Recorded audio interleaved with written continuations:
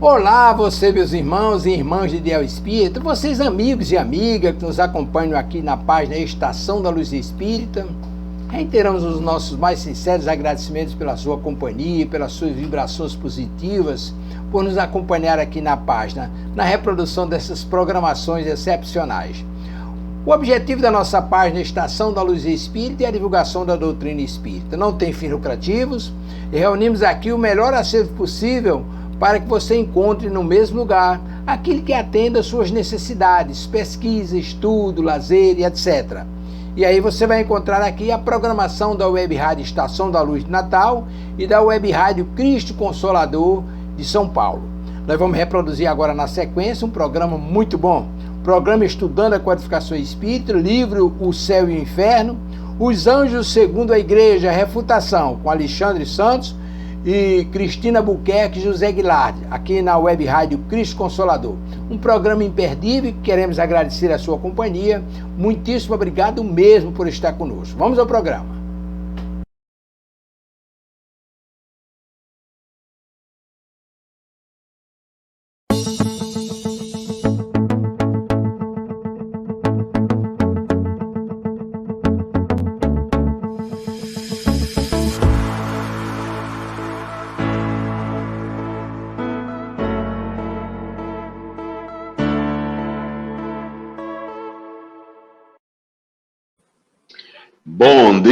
Bom dia a todos e todas que nos ouvem e nos acompanham pela Web Rádio Cristo Consolador. Hoje é sexta-feira, 11 de fevereiro de 2022. Estamos aqui mais uma vez, não é, meu amigo José Guilherme, Alexandre Santos e eu, nosso amigo e irmão José Guilherme, nosso irmão Delson, que está aí por trás de toda a tecnologia, fazendo com que chegue o programa a todos os recantos do Brasil. E o programa de hoje é o programa Estudando a Codificação Espírita, onde nós vamos estudar, meu amigo José Guilherme, o livro O Céu e o Inferno. Bom dia, meu irmão. Bom dia, Alexandre. Bom dia, Delcio. Bom dia, ouvinte. É com muita alegria, né, que estamos aqui mais uma sexta-feira, estudando a codificação da doutrina espírita, esta obra maravilhosa, né, que é o livro O Céu e o Inferno. E hoje, como vocês podem perceber, nós estamos um pouco órfãos, né? Nossa irmã Cristina, infelizmente, não pôde estar conosco por compromissos da vida material, mas é isso, nós estamos aqui no batente, estamos aqui no barco. Vamos tentar levar, né, a mensagem, Alexandre, do estudo de hoje, para que a gente possa dar continuidade ao nosso estudo. Um grande abraço à nossa irmã Cristina, se ela estiver podendo nos escutar, e vamos para a luta, né, Alexandre? Vamos para a luta, meu irmão José Guilherme. Vamos lá, então, vamos iniciar o nosso trabalho de hoje. Eu vou começar, Guilherme, fazendo uma leitura do livro Fonte Viva. É uma psicografia de Francisco Cândido Xavier, pelo Espírito Emmanuel. Nós vamos falar hoje sobre a lição de número 146, onde é retirado do Evangelho de João, no seu capítulo 15, versículo 5, a seguinte fala de Jesus: porque sem mim nada podeis fazer. Jesus. Emmanuel nos brinda com o seguinte comentário, meu amigo José Guilherme, minha amiga e meu amigo ouvinte. O divino poder do Cristo, como representante de Deus, permanece latente em todas as criaturas. Todos os homens receberam dele sagrados dons, ainda que muitos se mantenham afastados do campo religioso. Referimos-nos aqui, porém, aos cultivadores da fé, que iniciam um esforço laborioso e longo da descoberta dos valores sublimes que vibram em si mesmos. Grande parte suspira por espetaculares demonstrações de Jesus em seus caminhos. E companheiros incontáveis acreditam que apenas cooperam com o Senhor os que se encontram no ministério da palavra, no altar ou na tribuna de variadas confissões religiosas. Urge, entretanto, retificar esse erro interpretativo. O Senhor está conosco em todas as posições da vida. Nada poderíamos realizar sem o influxo de sua vontade soberana. Diz-nos o mestre com clareza: eu sou a videira, vós as varas. Como produzir alguma coisa sem a seiva essencial? Efetivamente, os aprendizes arguciosos poderão objetar que nesse critério também encontraremos os que praticam o mal, alicerçados das mesmas bases. Respondendo, consideraremos somente que semelhantes infelizes enxertam cactos infernais na videira divina por conta própria, pagando elevado preço perante o governo do universo. Reportamo-nos aos companheiros tímidos e vacilantes, embora bem intencionados, para concluir que em todas as tarefas humanas podemos sentir a presença do Senhor santificando o trabalho que nos foi cometido. Por isso, não podemos olvidar a lição evangélica de que seria abençoado qualquer esforço no bem, ainda que fosse apenas o de ministrar um copo de água pura em seu nome. O mestre não se encontra tão somente no serviço daqueles que ensina a revelação divina através da palavra acadêmica, instrutiva ou consoladora. Acompanha os que administram os bens do mundo e os que obedecem às ordenanças do caminho, concorrendo na edificação do futuro melhor, nas organizações materiais e espirituais. Permanece ao lado dos que revolvem o chão do planeta, cooperando na estruturação da terra aperfeiçoada, como inspira os missionários da inteligência na evolução dos direitos humanos. Saibamos cooperar, desse modo, nos círculos de serviço a que fomos chamados para o concurso cristão. Faze tão bem quanto esteja em tuas possibilidades. A obra parcial confiada às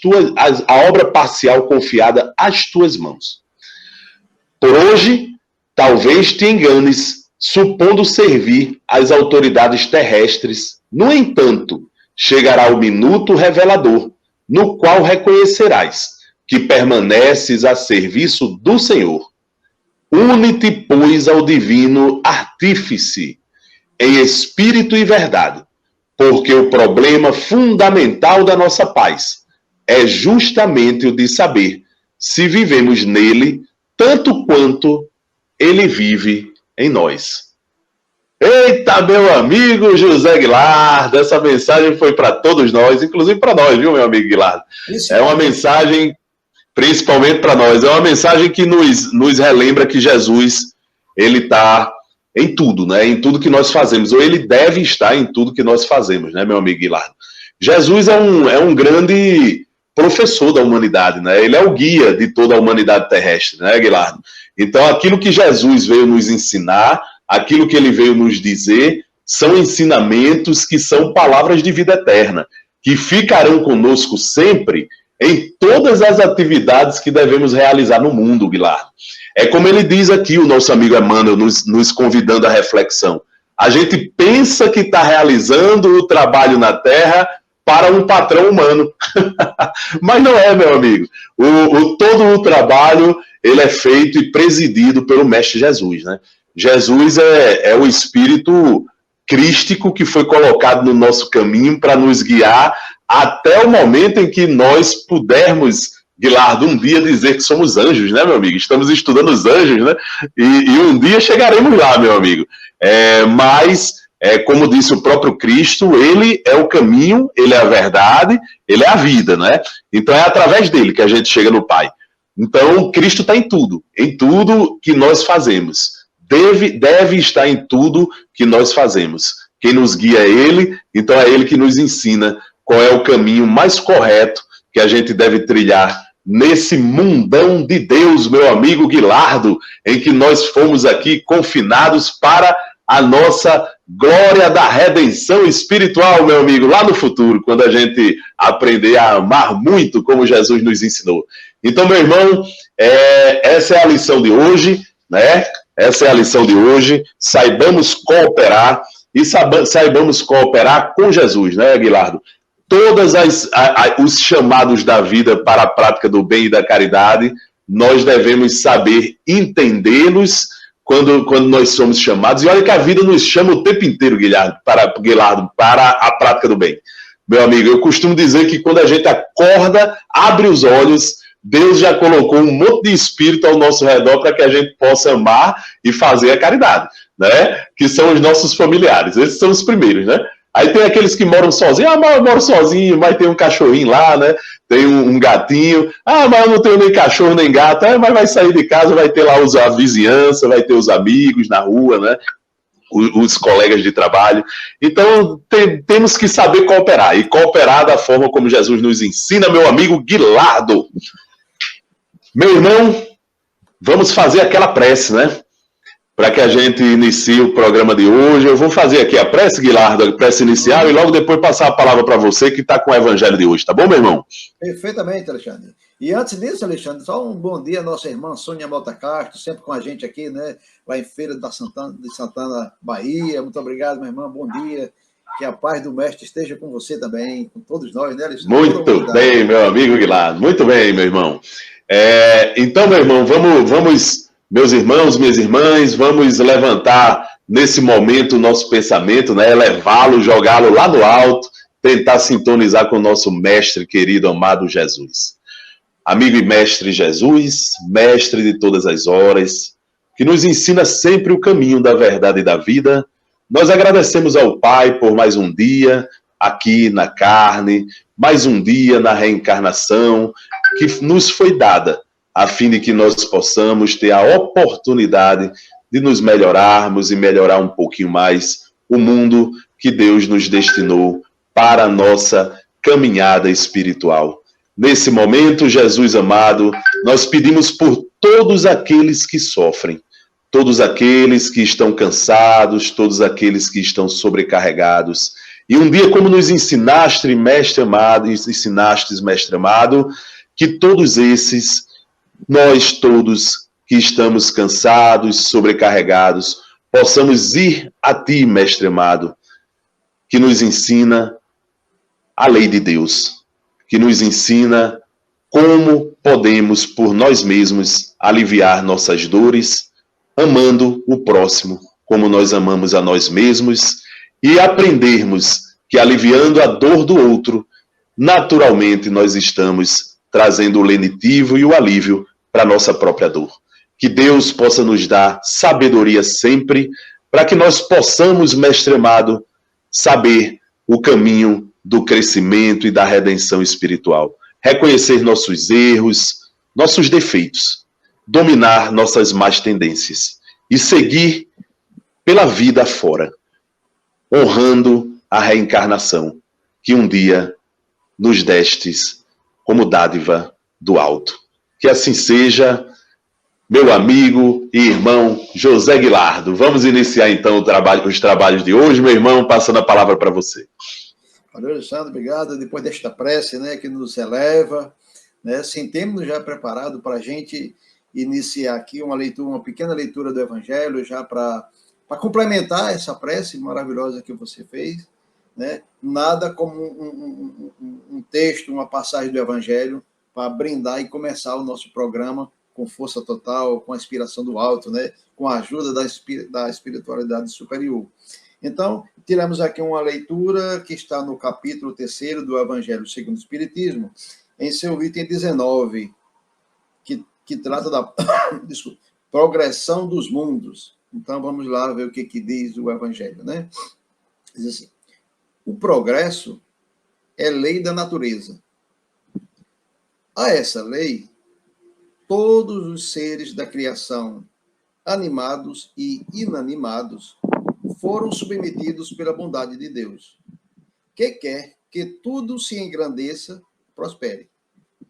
a própria destruição, que aos homens parece o termo final de todas as coisas, é apenas um meio de se chegar, pela transformação, a um estado mais perfeito, visto que tudo morre para renascer e nada sofre o aniquilamento.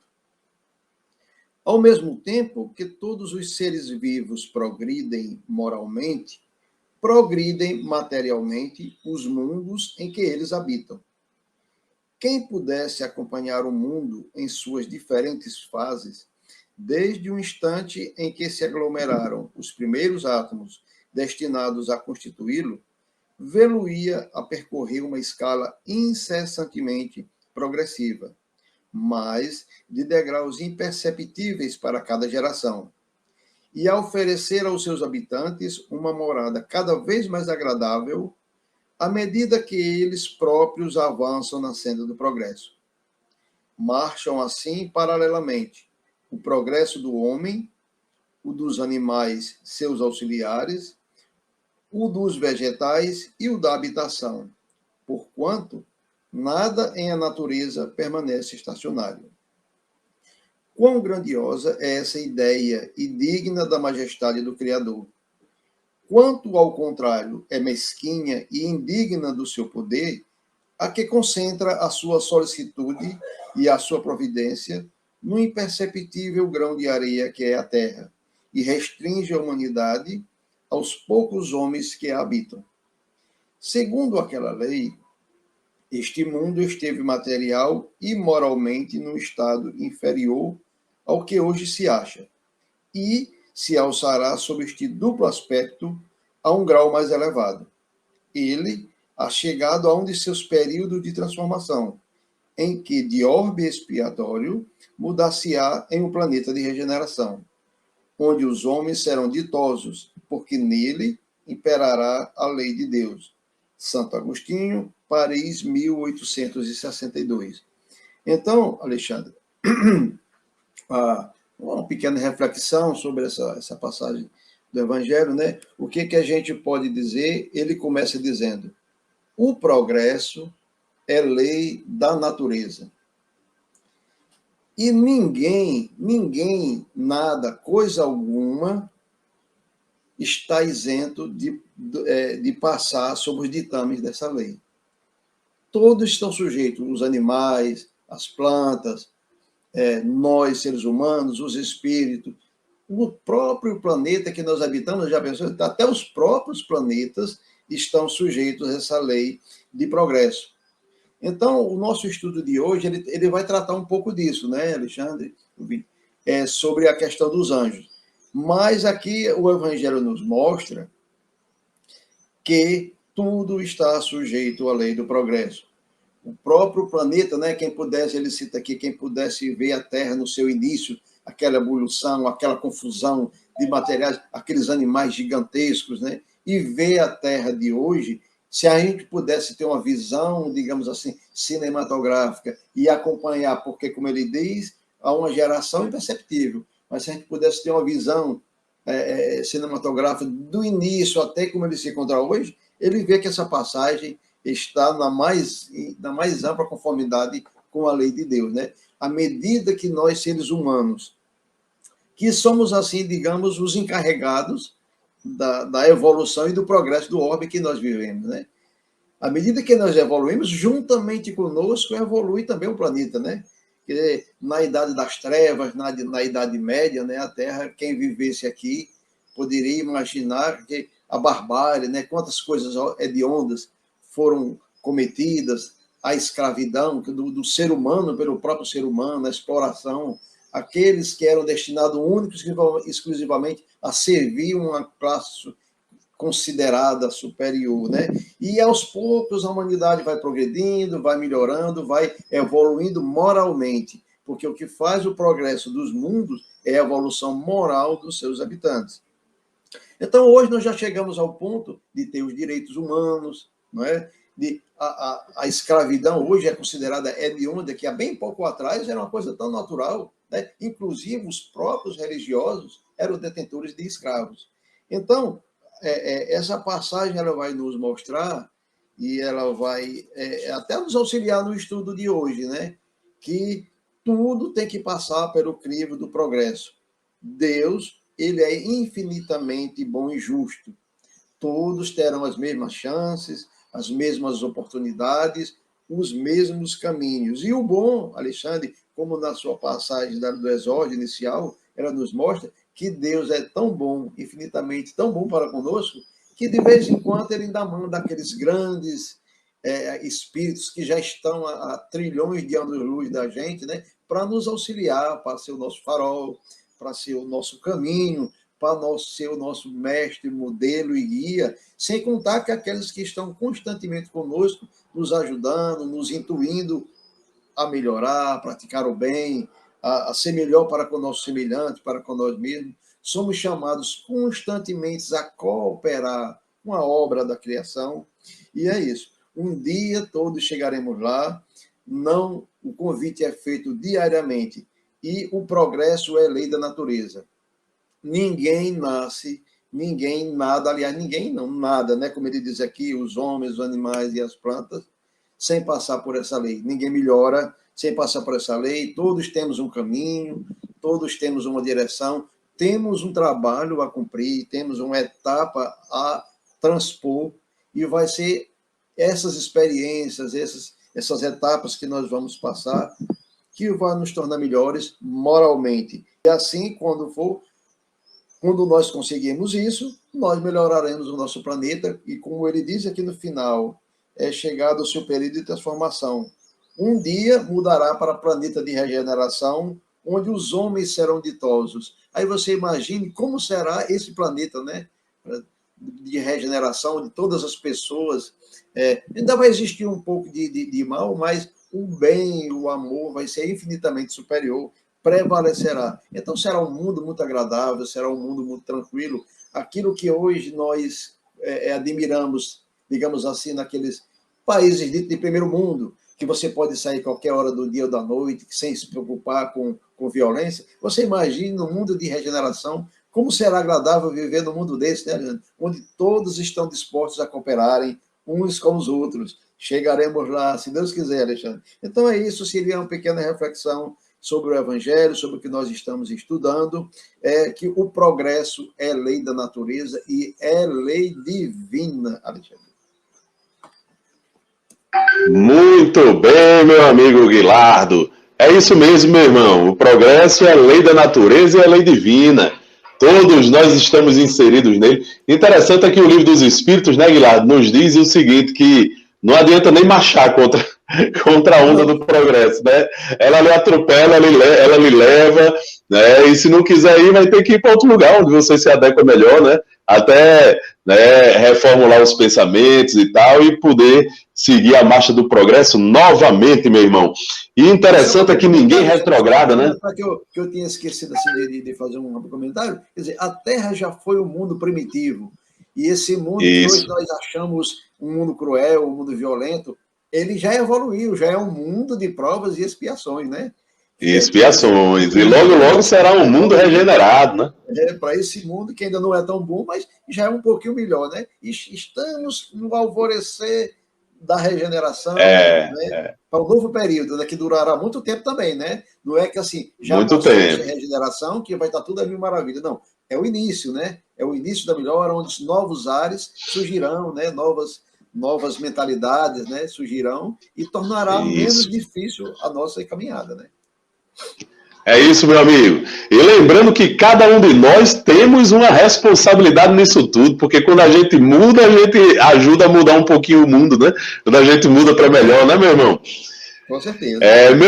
Meu irmão José Guilardo, hoje, meu irmão, nós estamos com uma missão aqui importante, né? Nós vamos trazer ainda a mensagem que o livro O Céu e o Inferno nos traz sobre os anjos, né? Como dizia Kardec, só para a gente fazer uma recapitulaçãozinha para os nossos ouvintes, né? Ficar mais tranquilo para eles acompanharem aqui as discussões no programa de hoje. A gente na semana passada, no programa da semana passada, nós começamos a estudar sobre os anjos. E aí a gente lembra daquelas orientações que trouxe o Allan Kardec, né, dizendo para a gente que, na verdade, todas as religiões falam de anjos de uma forma ou de outra, né? Algumas mudam a nomenclatura, utilizam outros nomes, mas se trata da mesma, né, criatura, né? Aqueles que supostamente... E aí Kardec traz, no programa passado a gente viu isso, ele traz a visão da Igreja Católica. Por que Kardec pegou a visão da Igreja Católica? Porque, lembrem, Kardec era um homem europeu, né? Ele era francês, né? A França, berço de muitas mudanças na humanidade, né? Então, um país extremamente... onde a cultura efervescia, né? Cultura, religiosidade, tudo ao mesmo tempo. Então, Kardec percebia que na Europa, não só na Europa, mas no Ocidente como um todo, a Igreja Católica ela dominava, né, toda a narrativa que tratava sobre a questão da religiosidade. Embora existissem centenas de outras religiões, né, Kardec preferiu pegar aquela que era na massa popular mais difundida, né?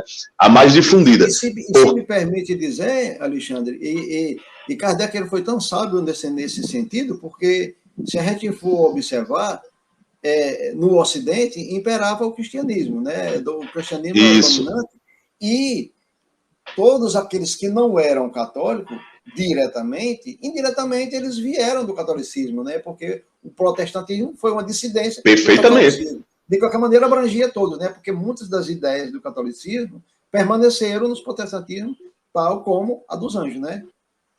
Perfeitamente. Então, o que é que Kardec fez? Ele pegou, né, documentos da Igreja Católica que davam conta dos anjos, que tentavam, vamos dizer assim, conceituar o que seria anjo, definir o que seria um anjo, né?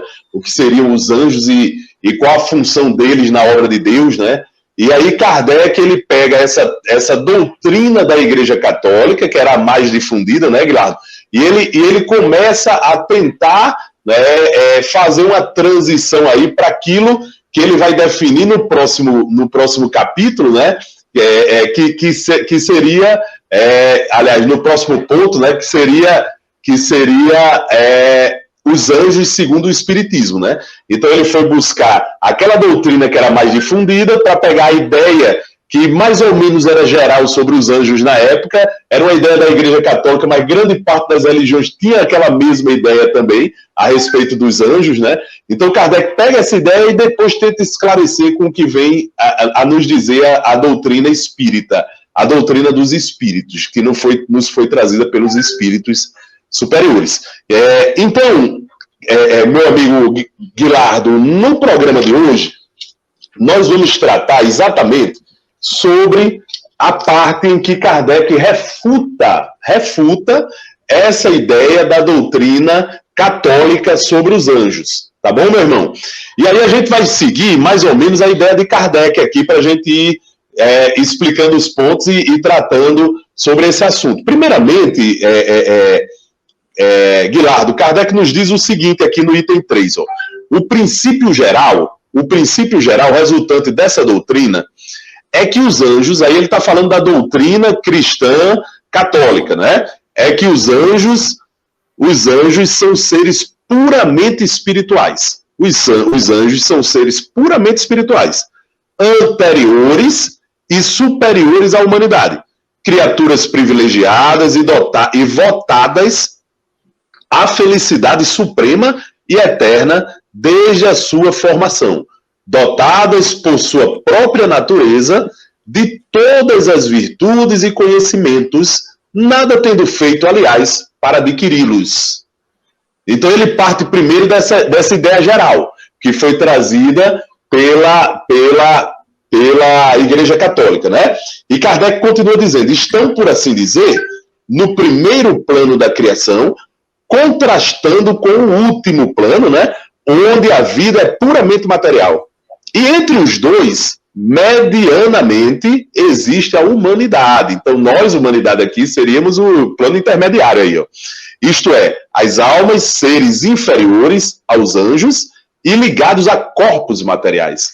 Então, pela ideia da Igreja Católica, viu, Guilardo, fica aquela divisão, né? Seres puramente materiais, seres intermediários que têm alma, mas essa alma precisa da matéria, só vive na matéria, né? Ou seja, essa seria a ideia. E um terceiro ser, que seriam os seres privilegiados, seriam os anjos, que já foram criados com todos os conhecimentos, com tudo, né? Com todas as virtudes, não precisou fazer nada para adquirir nada disso. E ele continua dizendo, de tal sistema decorrem várias dificuldades capitais. Em primeiro lugar, que vida é essa puramente material? Será a da matéria bruta? Mas a matéria bruta é inanimada e não tem vida por si mesma. Acaso referir-se-á aos animais e às plantas? Neste, suposto seria uma quarta ordem da criação, pois não se pode negar que no animal inteligente há algo de mais que numa planta, e nesta, que numa simples pedra. Quanto à alma humana, que estabelece a transição, essa fica diretamente unida a um corpo, matéria bruta, aliás, porque sem alma, o corpo tem tanta vida como qualquer bloco de terra. São palavras de Kardec, viu? Evidentemente, esta divisão é obscura e não se compadece com a observação. Assemelha-se à teoria dos 4 elementos, anulada pelo progresso da ciência. Admitamos, entretanto, estes 3 termos: a criatura espiritual, a humana e a corpórea. Pois que tal é, dizem, o plano divino, majestoso e completo, como convém à eterna sabedoria. Notemos, antes de tudo, que não há ligação alguma necessária entre esses 3 termos, e que são 3 criações distintas e formadas sucessivamente, ao passo que, na natureza, tudo se encadeia, mostrando-nos uma lei de unidade admirável, cujos elementos, não passando de transformação entre si, têm, contudo, seus laços de união. Mas essa teoria incompleta, embora é até certo ponto verdadeira, quanto à existência dos 3 termos. Faltam-lhes os pontos de contatos desses termos, como é fácil demonstrar. Então, meu amigo Guilardo, eu queria dar uma paradinha aqui para a gente falar desse item 3. Eu fiz questão de fazer a leitura toda dele para a gente não perder a lógica de pensamento de Kardec quando ele começa a fazer essa refutação. Então, ele parte da ideia geral da teoria cristã, a ideia geral de que os anjos são o quê, Guilardo? São seres privilegiados, criados a par da humanidade, com todo o conhecimento, enquanto que a humanidade tinha que adquirir ao longo do tempo o conhecimento, a humanidade estaria na transição porque teria que viver sempre na carne ali, né? Ou seja, daria até a ideia da reencarnação lá na frente, né? Porque se saiu da carne, ela vai ter que voltar para a carne, né? Porque se a humanidade está nesse intermédio, vai precisar da carne o tempo inteiro. É o que diz a teoria cristã, né? Católica. E ele está dizendo aí também que teria uma terceira categoria que seria puramente material, né? Uma puramente material, onde ele joga aí, como diz Kardec, os animais, joga os vegetais, né? E Kardec, o que Kardec nos chama a atenção, Guilardo, é que essa ideia ela não é de toda fantasiosa, ela tem uma lógica, né? Ela tem uma lógica. O problema é quando se separa essas coisas e dá a elas criações distintas. Esse aqui foi criado ao mesmo tempo que esse, só que esse daqui, né, com esse privilégio. Ele tem tudo, ele é puramente espiritual, não precisa sofrer as vicissitudes da carne. Esse aqui não vai precisar sentir dor de dente, né? Esse aqui não vai precisar sentir dor de cabeça, não vai precisar sentir enxaqueca, não vai precisar sofrer para poder aprender as coisas do mundo, né? Esse aqui... Uma pedrinha nos rins, né? Uma pedrinha nos rins. Uma pedrinha nos rins, não vai ter uma pressão alta, né? Não vai saber o que é isso. Então, é como se seres foram criados assim, aleatoriamente, cada um separado do outro. Aí o que é que Kardec está dizendo? O erro é justamente esse. Porque não conseguiu ver que tudo está encadeado. Tudo está corretamente ligado, uma natureza à outra. A natureza espiritual ligada à natureza material, né, que está ligada àquela matéria bruta. E aí a gente vê, né, nas obras espíritas, e aí a gente tem que ir para Gabriel Delane, a gente tem que ir para... Né, onde eles vão dizer para a gente, né, sabe o que, meu amigo Guilardo? Que o princípio inteligente, ele passou por todas essas etapas.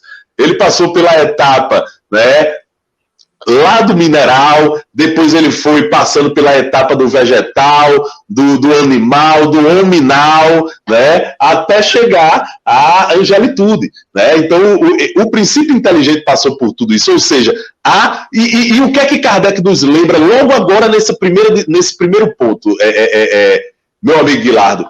É só a gente observar a natureza. A natureza é obra de Deus. Vamos observar a natureza. Tudo na natureza está encadeado.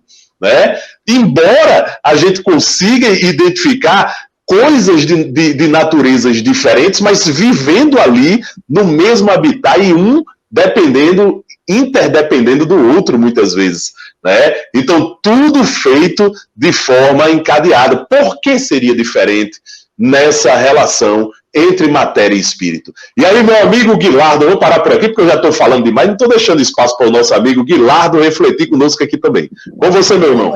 Eu estava achando muito bom, porque quando você fala, eu aprendo bastante. É sempre muito bom ouvi-lo. Ô, meu amigo, é mútuo, né? É mútuo. E é fruto daquilo que Jesus nos ensinou, instruir-vos uns aos outros, né? A gente aprende uns com os outros. Pois é, Alexandre. A gente vê aqui nesse início também, Alexandre, já que você falou muito bem da parte da doutrina, eu vou tentar falar de uma outra ótica, né, de um outro prisma, que a gente vê também aqui nitidamente nessa teoria da Igreja Católica, porque no início, não os primeiros cristãos da Igreja Católica, que ela foi formada pelos poderosos, César, quando o imperador de Roma, né? Acho que foi Constantino, né? Acho que foi, né? Acho que foi. Que adotou a religião católica como a lei do império, como a única religião. Então, ela foi formada por quem? Por poderosos. E a gente vê nitidamente aqui, Alexandre, que está presente essa ideia de poderosos. Porque ele diz aqui que os anjos foram criados primeiro. São seres privilegiados da criação, são anteriores a nós, né? Então, se a gente for observar o mundo, e o mundo daquela época, nós não fomos criados à imagem e semelhança de Deus. Deus foi criado à nossa imagem e semelhança para nós, porque, veja bem, aqui está nitidamente descrita uma monarquia, por exemplo, onde tem o rei e tem a realeza, não é? Eles foram criados, tinha a realeza, tinha aquela turma ali que sempre... E a plebe. E a plebe, pois é. Mas a plebe veio lá para depois, né? Primeiro eu vou me preocupar com a realeza, com a minha corte, aqueles que vão estar ali me bajulando, aqueles que vão, né? Então, e esses seres, eles são privilegiados, né? Em detrimento dos outros, eles não é para trabalhar, eles é só para usufruir. Então, está aqui nitidamente, né? Deus criou os anjos. Seria mais ou menos aqui uma analogia, né? De um rei com sua corte, né? Com a privilegiados, né? Aquela turma ali que é sempre beneficiada. Por exemplo, também, quando ele cita a questão do negro, né, Alexandre? Olha, eu sou criado branco. Então, você foi criado negro porque você é inferior, né? Então, tem várias ideias aqui que estão embutidas que vêm dessa época aí dos reis, dos imperadores, que tinham que dominar os outros, né? Mas, vamos lá, né? Ele diz que os anjos são seres anteriores à humanidade. E eles tinham determinações específicas, né? Até dentro da própria angelitude, né? Tinha 3 categorias, né? Cada um com funções específicas. Ora, mas se nós nem existíamos ainda, como é que eles foram criados, né? Antes da gente, muito, como é que eles poderiam ter sido criados? Que função eles teriam, né? Tem uns que eram encarregados da natureza, tem uns que eram encarregados de acompanhar a humanidade, outros, né? Tinham várias funções. Então, é uma teoria que realmente, como Kardec disse, e a gente vê no Evangelho, que é totalmente contra a bondade e a justiça de Deus. né? Porque como é que ele iria criar uns seres já totalmente sem esforço nenhum, com todos os benefícios? Aí, depois de criar esse ser, depois de um certo tempo, é como se ele dissesse assim, se reunisse com sua corte, e a gente precisa criar um segundo elemento. Agora, só que esse segundo elemento, ele não vai ser como vocês. Eles vão ser inferiores, eles vão passar pelas vicissitudes da vida.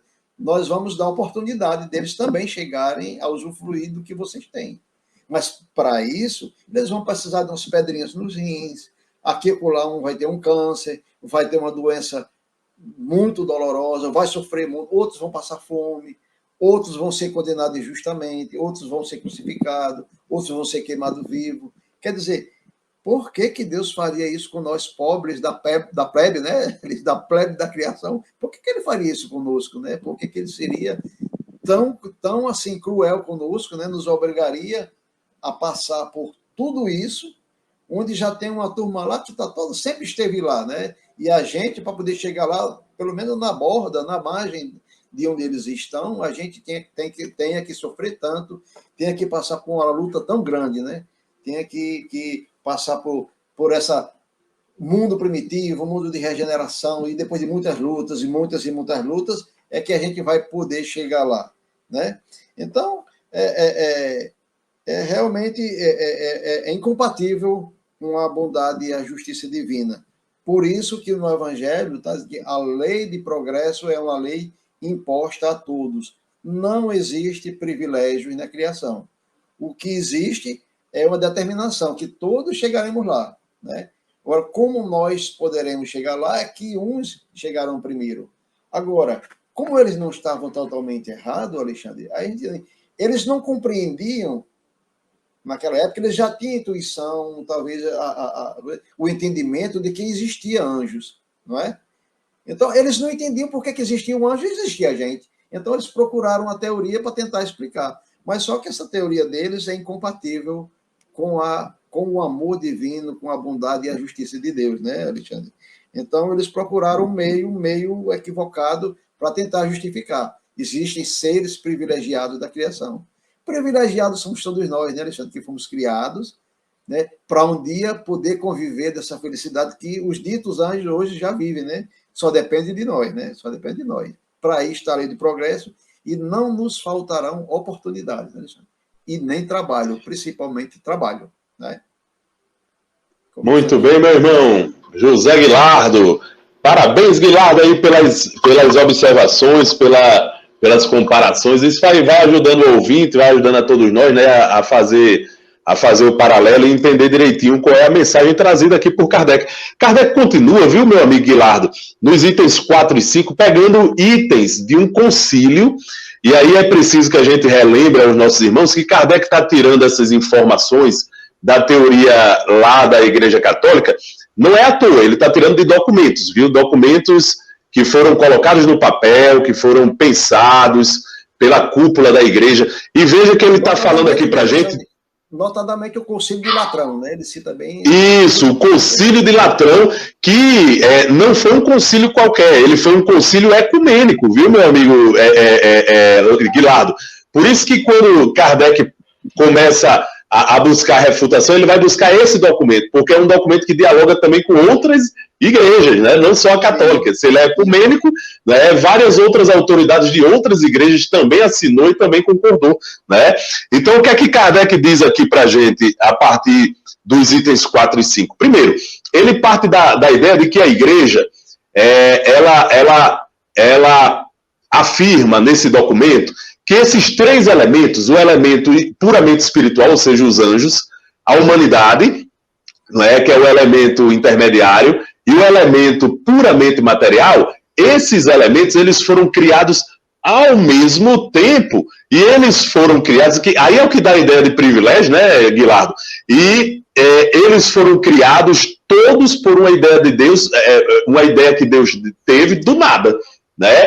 Então, do nada criou-se assim essas coisas. É o que diz aqui, ó. Diz a igreja que esses três pontos culminantes da criação são necessários à harmonia do conjunto, desde que lhe falte um só, que seja a obra está incompleta, e não mais se compadece com a sabedoria eterna. Entretanto, um dos dogmas fundamentais diz que a Terra, os animais, as plantas, o Sol e as estrelas e até a luz foram criados do nada há 6.000 anos. Há 6.000 anos. Antes dessa época não havia, portanto, criatura humana nem corpórea. O que importa dizer que no decurso da eternidade, a obra divina jazia imperfeita.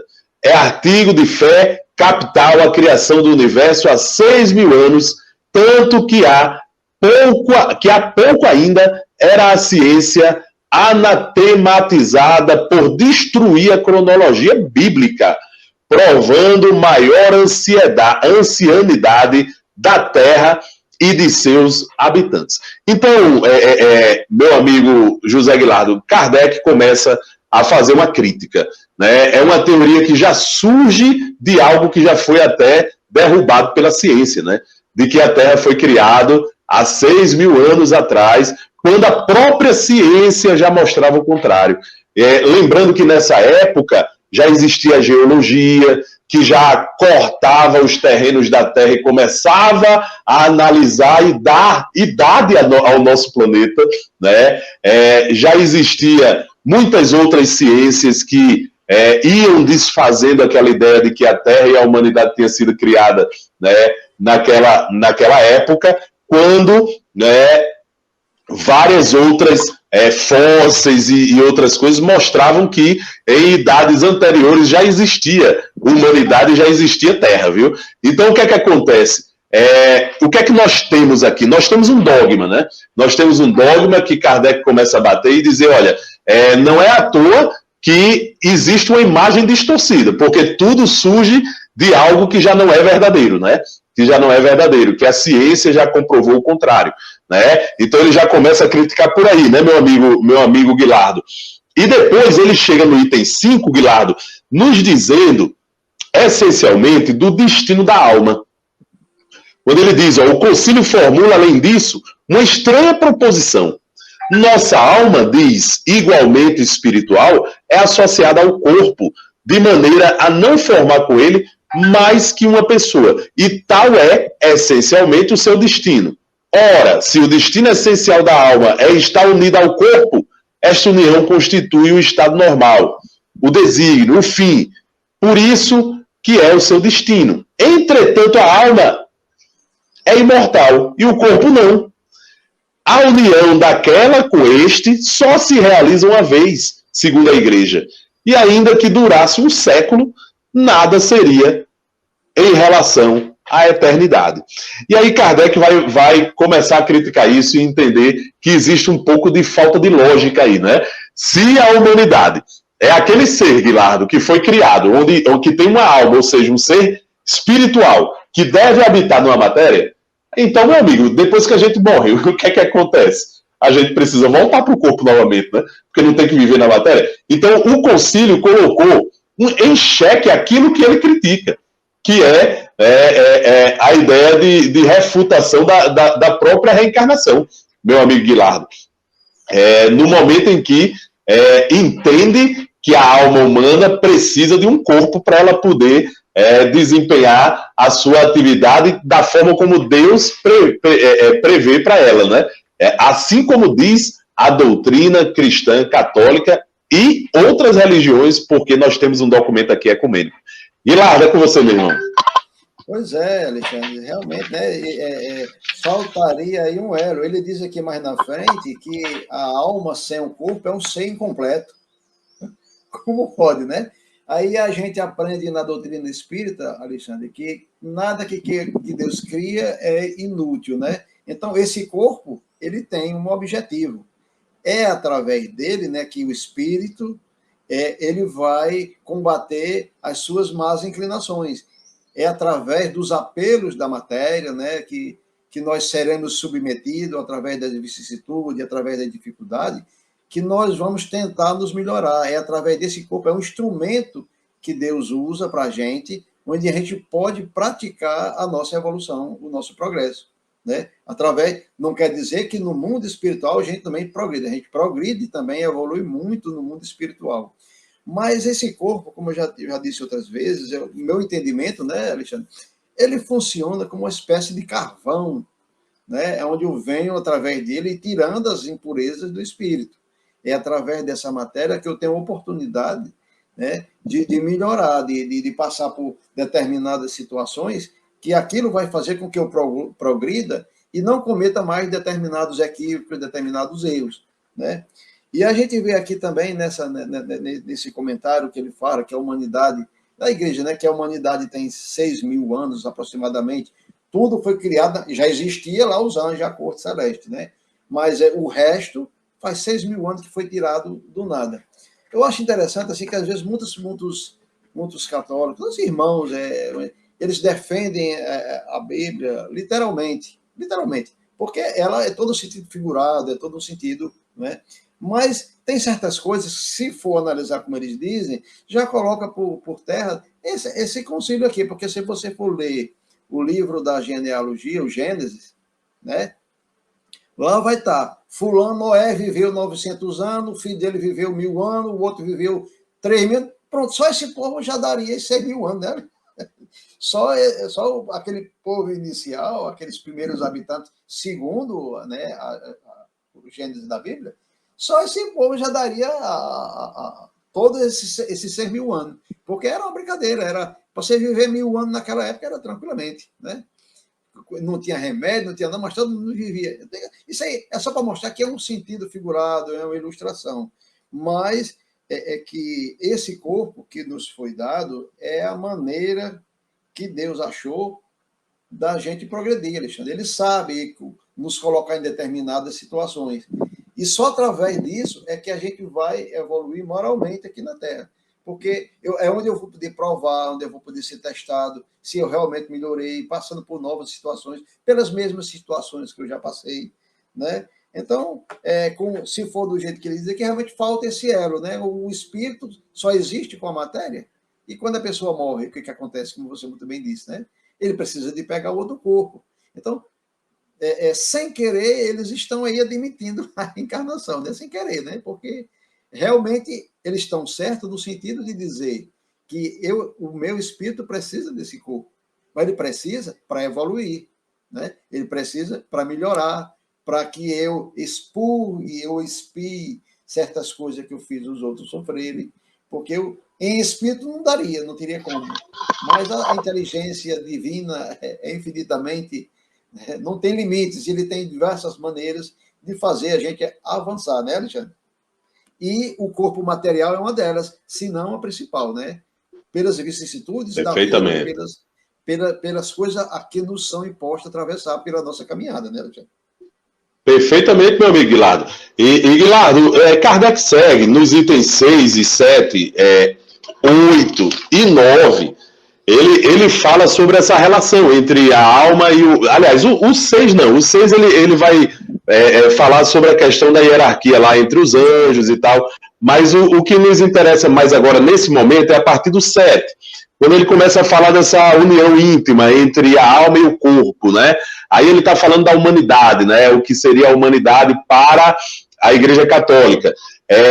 E nos itens 8, ele vai também discorrendo sobre essa relação entre corpo e alma, o 9, de certa forma, também, o 10, toda essa ideia, né, da alma precisando do corpo material, ele vai tratando aqui. O item 8, por exemplo, ele diz aqui, aqui reponta uma questão vital, qual a de saber-se se a alma pode adquirir conhecimentos após a morte do corpo. Olha que coisa interessante.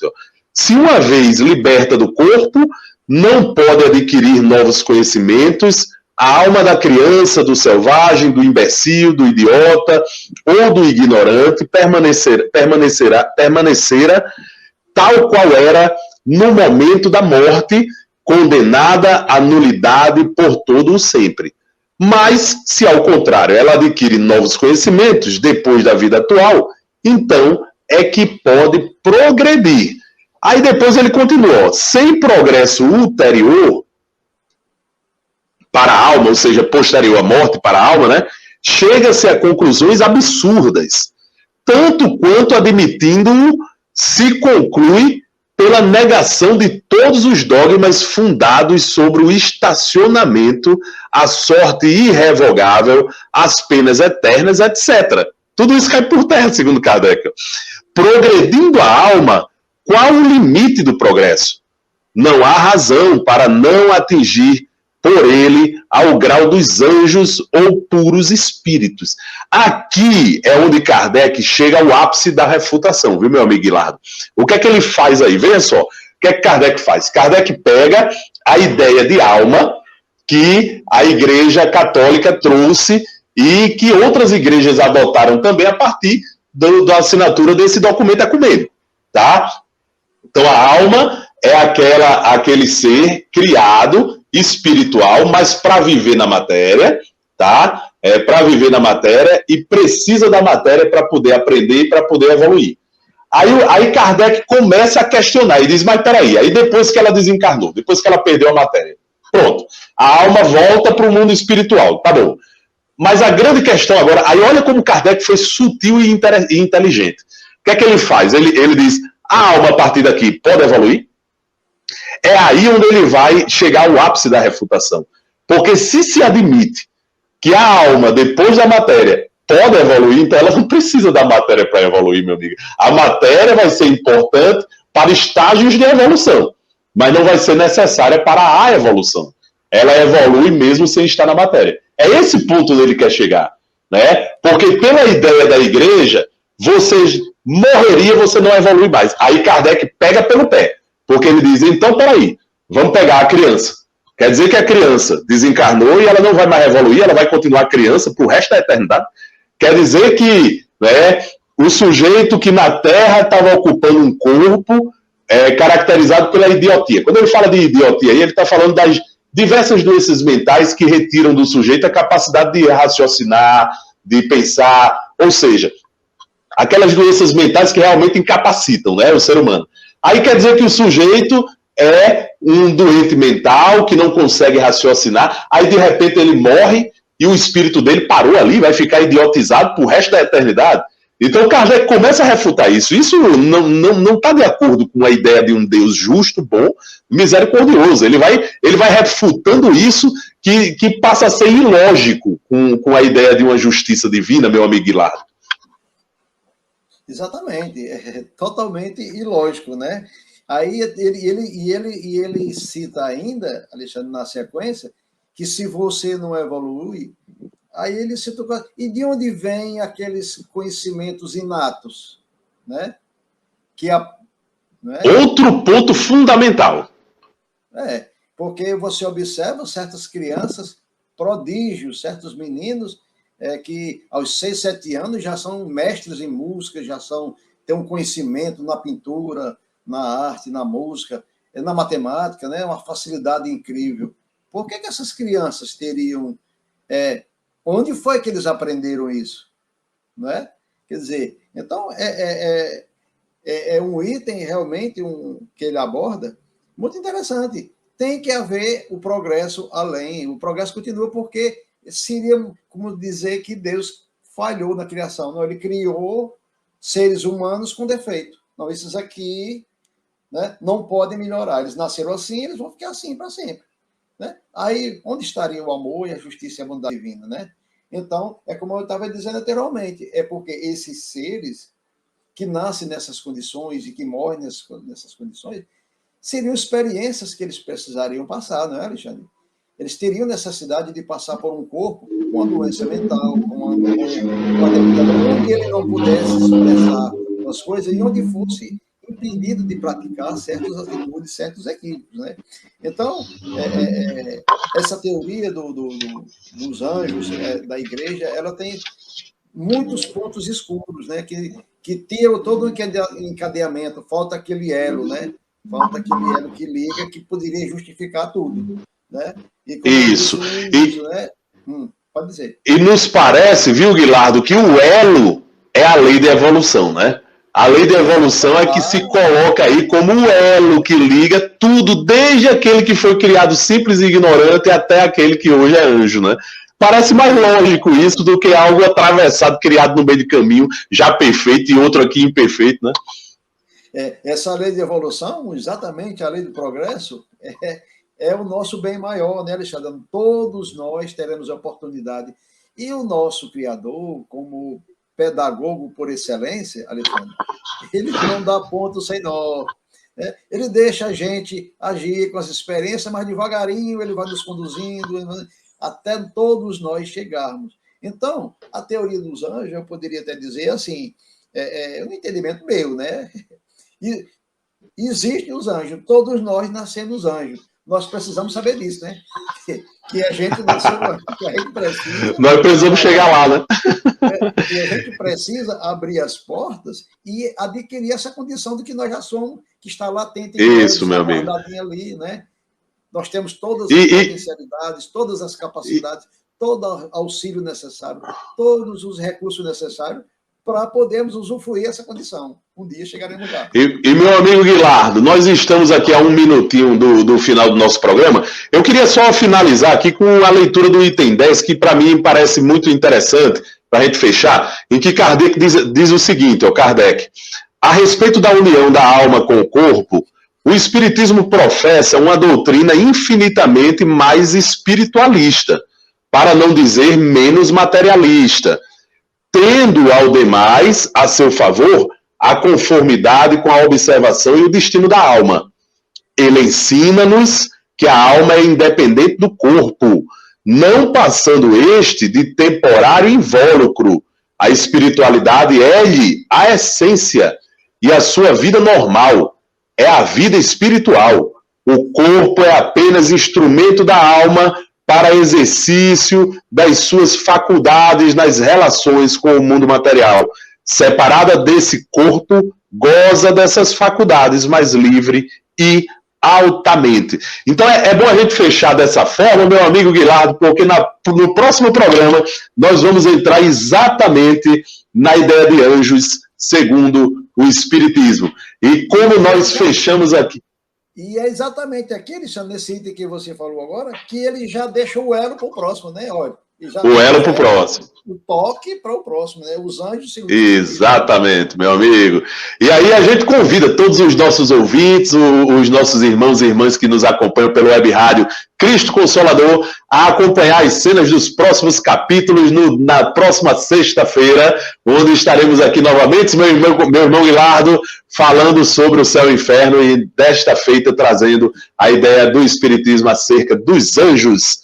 Ok, meu irmão? Vamos... E com uma tela mais agradável, se Deus quiser, porque nossa irmã Cristina estará conosco, embelezando. Perfeitamente. Vai estar menos feio aqui, né? Vai ter uma ideia mais...